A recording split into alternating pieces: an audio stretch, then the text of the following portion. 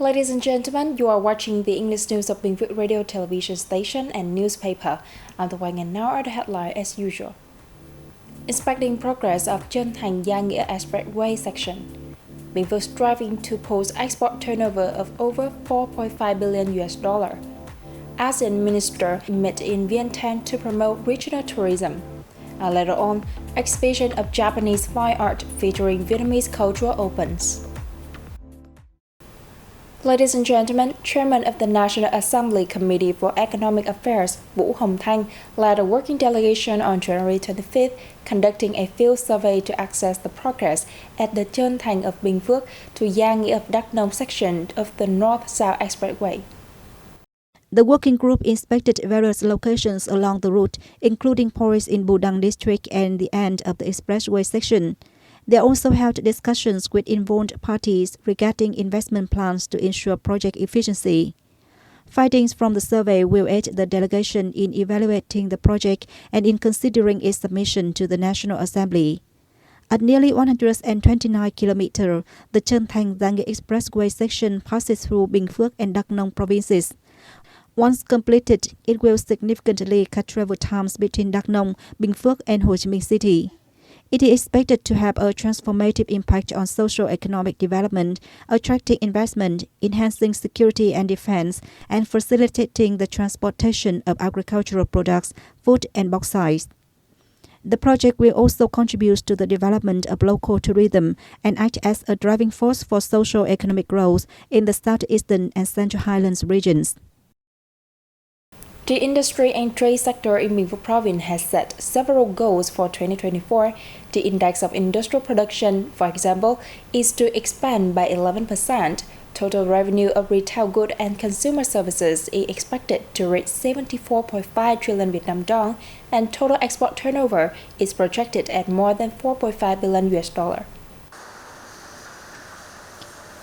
Bình Phước province is currently home to more than 1,000 export enterprises, with main export markets consisting of countries with which Vietnam has signed a free trade agreement, such as the Republic of Korea, the US, Singapore, China, and Cambodia.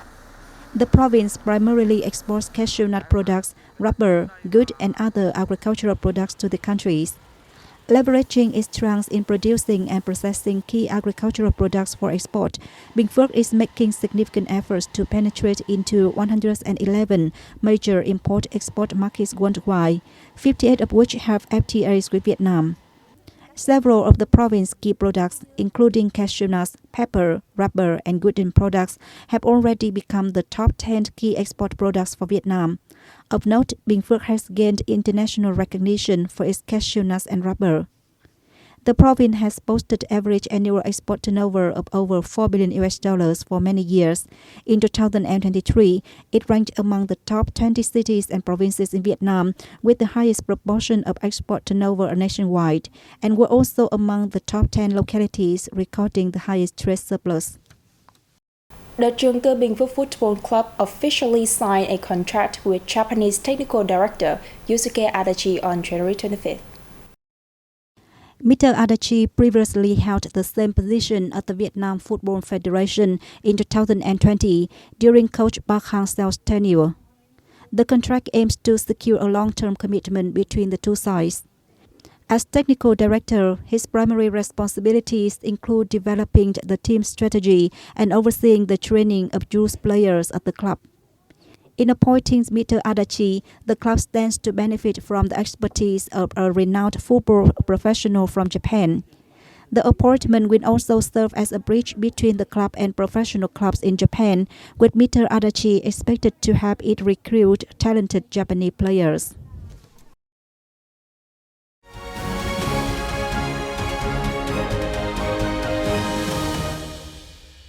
The 27th meeting of the ASEAN Tourism Minister was held in Vientiane, Laos on January 25th.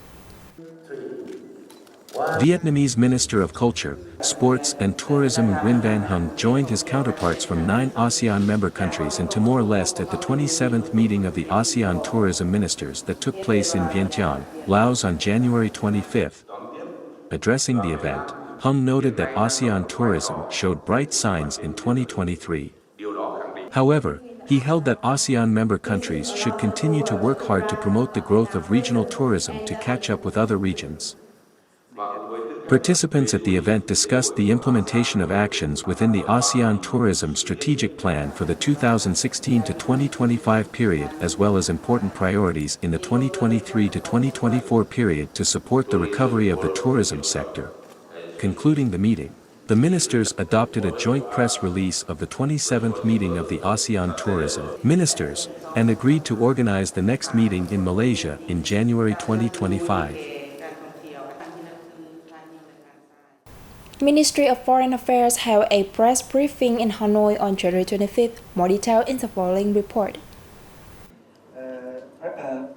Regarding a recent press release by the Human Rights Watch in which 2023 human rights situation in Vietnam was mentioned, Foreign Ministry spokeswoman Pham Thao Hang completely rejected and condemned the so-called HRW, which delivered a report with fabricated and false content. According to her, it was not the first time this organization had presented such biased allegations with malicious intent against Vietnam, aiming to undermine the country's socio-economic development and sow discord between Vietnam and the international community. The Vietnamese government's determination, efforts, and achievements in protecting basic human rights have been evidenced by the tangible socio-economic development results as well as widely recognized and praised by people at home and the international community, she added. Women constitute 20% of business owners in Vietnam's small and medium-sized enterprises sector, playing a crucial role in job creation and driving economic growth.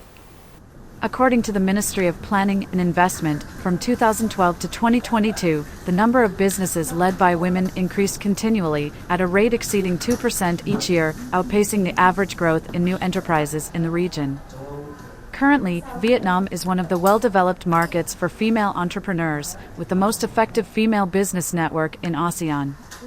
The remarks were made at a recent workshop organized by the Ministry of Planning and Investment in coordination with the Asian Development Bank.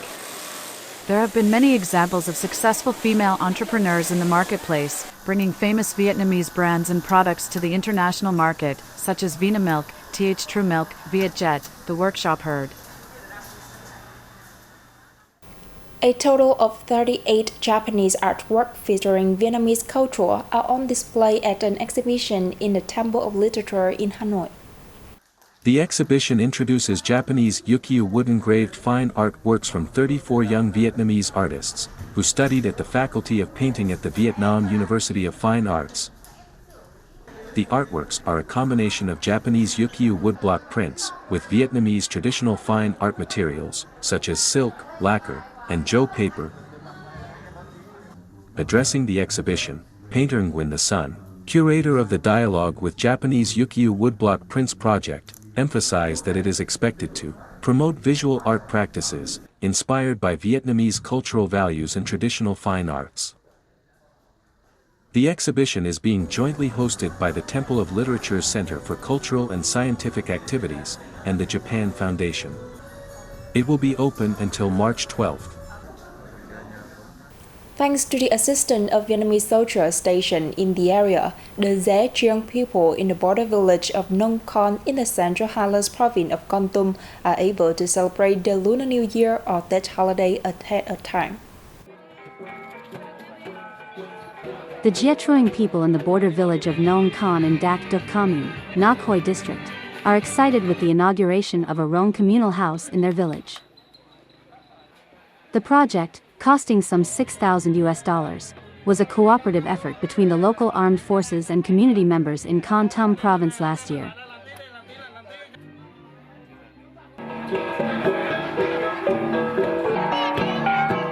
On this occasion, the Gia Truong people in the village came together around a campfire to celebrate the new year. They engaged in traditional practices, such as singing, dancing, and other festive customs. Furthermore, exceptional individuals, including students, were recognized and honored for their remarkable achievements and contributions. In addition to this recognition, financial and housing assistance was provided to local social policy beneficiaries and disadvantaged households.